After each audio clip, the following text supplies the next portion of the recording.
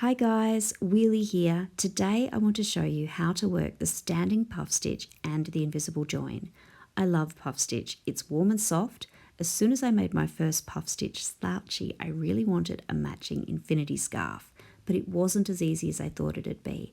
And if you look at the beginning of these two scarves, I think you'll see what my problem was. Because my attempt at a pattern as a beginner, this scarf at the bottom, has such a visible seam of bulky stitches. But when you look at this one, there's no seam, and I bet you won't be able to find where I made the first stitch in each round, even though you're looking at that section, because I worked standing puff stitches and invisible joins, and I totally avoided the seam that I've got going on here. So I haven't made this scarf deliberately awful. It's the method I used to make lots of scarves when I was starting. I used to begin them with a long chain and a round of half double crochet, or with a foundation half double crochet round when I learned that. And then I would get into the puff stitch, but I had to chain one or two to get up to the right height before I could work my puff stitch. And when I got to the end of the round, I'd slip stitch to join and slip stitch into the gap between puff stitches, and then I'd start the next round, but of course I had to chain one or two again to get up to height. And I'd go on like that, and I'd get a beautiful warm scarf, but it had this very noticeable seam, which I used to wear at the back. But now I can wear my scarves without checking if the seam is showing, because the techniques I'm going to show you mean that you can now puff stitch away and start new rounds without creating a seam or making big misshapen stitches. From the front, you can't tell where my rounds begin. I will turn it over though, because if you're picky like me, you can actually see the first stitch in each round is a little bit different. So my first puff stitch is just here. I meant to keep the seam straight for the video, but I'm sorry, I lost track, and my second round starts here, and my third round starts with this stitch here. So the first stitch in each row is a little different because that's the stitch I weave my tails into, but unlike that big bulky seam, the change to the backs of the starting puff stitches is more the kind of difference that only a crocheter will notice, and I'm comfortable with it. I'm happy to give my puff stitch infinity scarves as gifts now. Hopefully you agree. I'll show you how to work the standing puff stitch, and in case you're unsure, I'll give you some thoughts on how to join and move up to the next round, including instructions on how to work the invisible join, and I'll give you an idea of how you might like to weave your tails in too. To crochet a standing puff stitch, you need an ordinary slip knot on your hook. Tighten up the knot itself. The loop on your hook is going to be the top of your stitch, and it doesn't need to be any tighter than usual. I'm going to bring in my strand of foundation half double crochet now, so I have something to work into, and I'm going to make myself another scarf. To begin the stitch, you need to yarn over on the hook, like this. Pop your finger on top of that to hold it in place. Holding the yarn in place will help while you're getting the hang of the stitch. Insert your hook where you're going to make your stitch. And you can make a standing puff stitch anywhere you would make a normal stitch, so chain spaces are fine as well as the top of stitches. I have 2 loops on my hook, and I'm holding those loops with my finger, keeping the knot sitting slightly to the right. Now yarn over and pull up a loop. At this point, it's helpful to grab the tail and hold it in place at the back with the middle finger of your left hand, and this gives you a bit of tension, so it's easy for you to pull the stitch up nice and tall. Because we're making a puff stitch, we want it to be tall, we don't want to end up with a little squishy stitch down here. And I'm going to make a 7 loop puff stitch, but you can use this technique to make a puff stitch that is as fat and puffy as your heart desires. So yarn over and insert and pull up another loop. I have 5 loops on my hook, yarn over and insert and pull up another loop. I have 7 loops on my hook, and that's enough for me. So I'm going to yarn over and pull through all of those. And that is my standing puff stitch. I'll chain 1 now to finish it off. And this standing puff stitch looks exactly like any other puff stitch from the side. Check it out.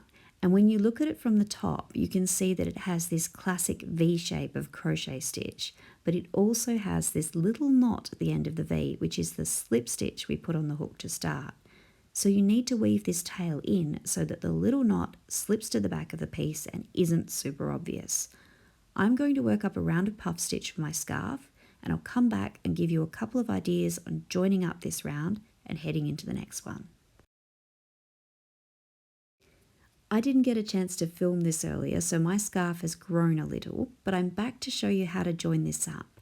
To make it really clear, while I don't do it, you can slip stitch to a standing puff stitch. Sometimes the top of it will drift up and you have to move it back into place, but it is just like a normal stitch and you can easily slip stitch to it.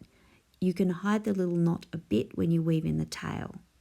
But I'm not going to slip stitch. When I use a standing puff, I also use an invisible join. An invisible join is a technique you can use in place of a slip stitch. It gives a much neater finish. If you've worked a standing stitch, an invisible join allows you to weave in the tail so that the knot is completely hidden at the back of your work. But there are two downsides to my favourite crochet technique. One, you can only use an invisible join when you cut your yarn. And two, you don't work an invisible join with your hook. You need a needle.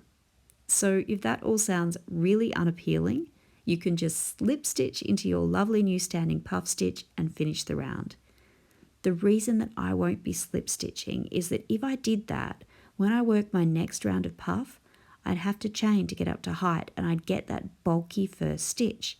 So you could try other things to get around it, like spacing your puff stitch rounds out with rounds of double crochet, because when you replace a double crochet with a chain, it isn't nearly as obvious as when you start a round with a chain and a puff stitch.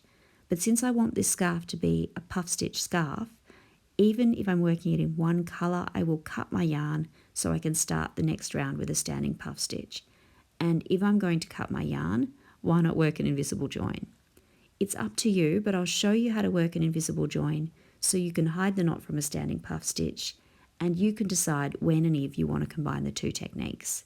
So you'll need to start by locating the stitch you'd normally slip stitch to, which is the standing puff stitch, and then you go one stitch to the left and insert your needle under both loops of that stitch, making sure you don't split the yarn, and pull it through. Next, locate the last stitch you made and the spot where the yarn is coming out of it, which is this chain one just here. Insert your needle in there and take your yarn out into the back of your work and pull it through and tighten it up a bit, and you'll see that from the top it looks like another stitch. It's very neat, and it's time to tie off now, so I'll show you how I do that. I like to take the yarn back towards the standing puff stitch. You'll notice that when you look at your stitches, they have these little bits of yarn under the stitches. At the moment, the invisible join I've made looks different from the other stitches because it's missing those bits of yarn. So I take my yarn back this way so I can imitate how the other stitches look. And I'm showing you this to give you a starting point. I'm not suggesting it's the best way, and I'm sure you'll find a way that you're comfortable with. I'm going to weave my yarn into the standing stitch. I'll put my needle here at the top and take it diagonally down into the stitch and pull the yarn through.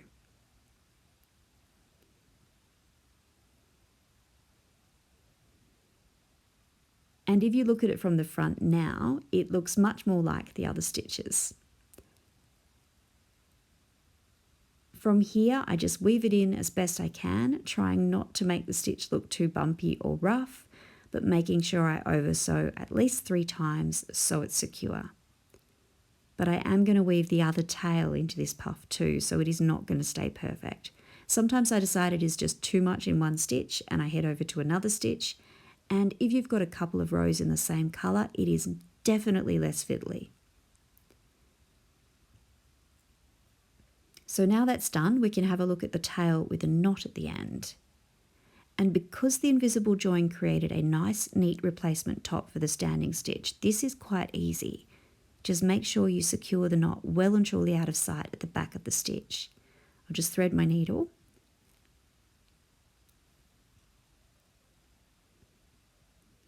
So have a look at this. If I pull that knot right down like this, you won't be able to see it from the front.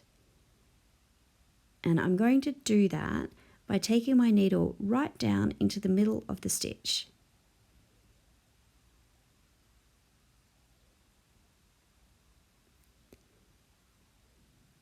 Now pull it down so that the knot is now buried in the stitch.